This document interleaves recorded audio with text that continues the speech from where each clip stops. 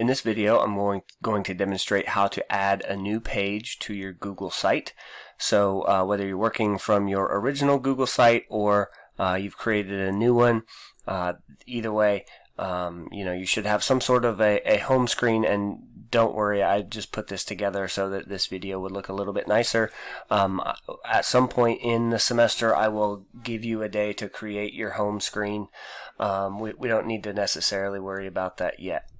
But to add a new page, I'm just going to click on Pages, and then I just click the plus sign. I'm going to click New Page because that's what I want to add, and then I just copied and pasted the lab to make this quick. Paste it in, and I hit Done. Then that will give me, it follows my theme because I set a theme. It gives me my title. Now I can start adding sections.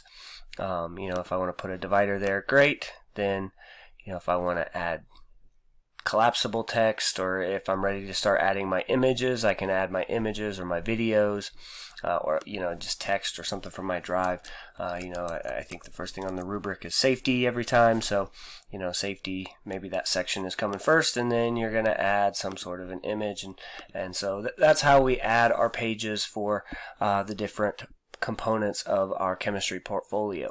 Notice that when we added this second page, we started having tabs across the top, so now we can use this to navigate back and forth and continue editing our portfolio. So that's how we'll add new pages. We'll be doing that for every lab for the rest of the way. So good luck. Let me know if you have questions.